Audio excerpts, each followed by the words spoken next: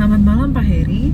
Di sini kami kelompok 2 beranggotakan saya sendiri Golda Febria, kemudian ada Sandi Handoko, Stephanie Ruth dan Yuliana yang akan menjelaskan mengenai kesalahan konsep dalam video tidak ada trinitas dan perbaikannya serta refleksi dari kelompok kami sebagai bahan ujian tengah semester.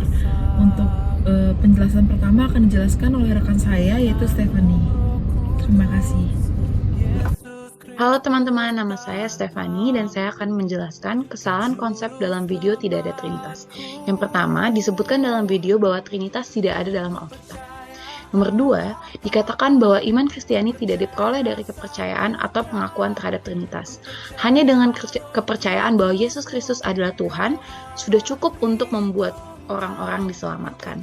Yang terakhir, kesalahan konsep dalam video tidak ada Trinitas adalah pemahaman Trinitas menjerumuskan orang-orang dan gereja yang tidak mengakui Trinitas yang sering dilakukannya penganiayaan terhadap orang-orang dan gereja-gereja tersebut.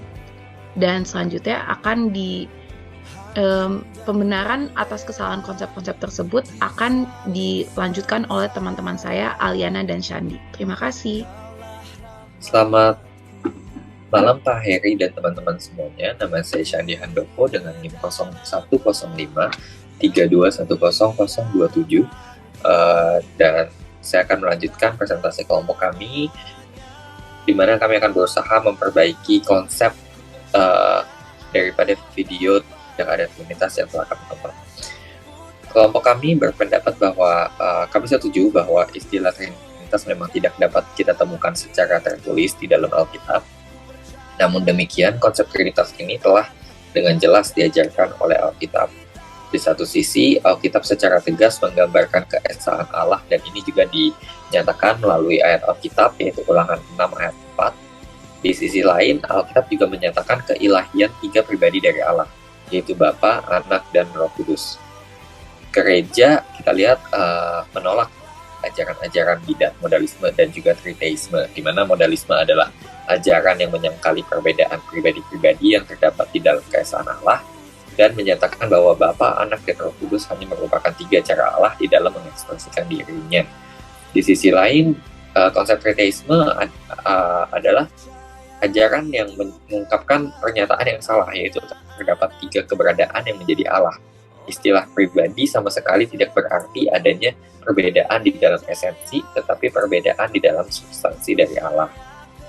Nah, substansi-substansi yang terdapat pada diri Allah memiliki perbedaan nyata satu dengan yang lain, namun tidak berbeda secara esensi dalam arti sebuah keberadaan yang berbeda satu dan yang lain. Hasil penelitian kelompok kami bahwa segala pribadi berada di bawah esensi Allah yang murni. Setiap pribadi di dalam Trinitas memiliki peran yang berbeda, bahwa karya keselamatan dalam pengertian tertentu merupakan pekerjaan dari ketiga pribadi Allah Tritunggal. Tapi di dalam pelaksanaannya ada peran yang berbeda yang dikerjakan oleh Bapa, Anak, dan Roh Kudus. Kita lihat bahwa doktrin Allah Tritunggal tidak menunjukkan bagian-bagian atau peran dari Allah. Misalnya analogi manusia yang menjelaskan seseorang yang adalah seorang bapa, seorang anak, dan seorang suami tidak bisa mewakili misteri dari natur Allah. Nah, doktrin Tritunggal ini tidak secara lengkap menjelaskan tentang karakter Allah yang sifatnya misteri. Sebaliknya, doktrin ini memberikan perbatasan yang tidak boleh kita langkahi. Doktrin ini menjelaskan batas pemikiran kita yang terbatas. Doktrin Tritunggal menuntut kita untuk selalu setia kepada wahyu ilahi yang menyatakan bahwa di dalam satu pengertian Allah adalah Esa dan dalam pengertian lain dia adalah 3. Slide selanjutnya akan dilanjutkan oleh rekan saya, Aliana. Terima kasih. Halo Pak Heri, Shalom. Perkenalkan saya Yuliana Aulia dengan NIM 0105321119. Kali ini saya akan melanjutkan presentasi dari anggota tim saya sebelumnya. Memang dalam video tersebut dikatakan tidak ada Trinitas, namun kami akan memperbaiki konsep yang beliau katakan. Sebenarnya Trinitas itu ada di dalam Alkitab. Namun Trinitas tidak bertentangan. Ketiga pribadi tersebut memiliki pemikiran, perasaan, dan kehendak yang tidak pernah bertentangan dengan satu dan lainnya. Yang kedua adalah tiga pribadi tersebut saling mengisi satu sama lain. Allah sepenuh-penuhnya ada dalam masing-masing tiga pribadi. Ketiga pribadi itu saling mengisi dan mendiami ruang ilahi yang sama. Dan pada ayat Matius pasal 28, frasa Trinitas tidak tertulis dalam Alkitab, namun pengertian Trinitas ada di dalam Alkitab. Sebab Yesus pernah berkata, "Karena itu pergilah, jadikanlah semua bangsa muridku dan baptislah mereka dengan nama Bapa, Anak, dan Roh Kudus."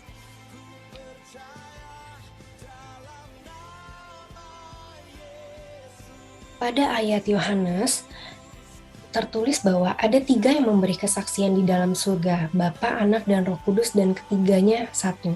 Jadi ketiga pribadi tersebut memang tertulis di dalam Alkitab secara tidak langsung dan mengajarkan bahwa Trinitas itu memang diilhami oleh umat Kristiani. Dan yang terakhir adalah perbaikan konsep dari Trinitas adalah Tuhan itu Allah Bapa dan Roh Kudus itu satu, yaitu Esa.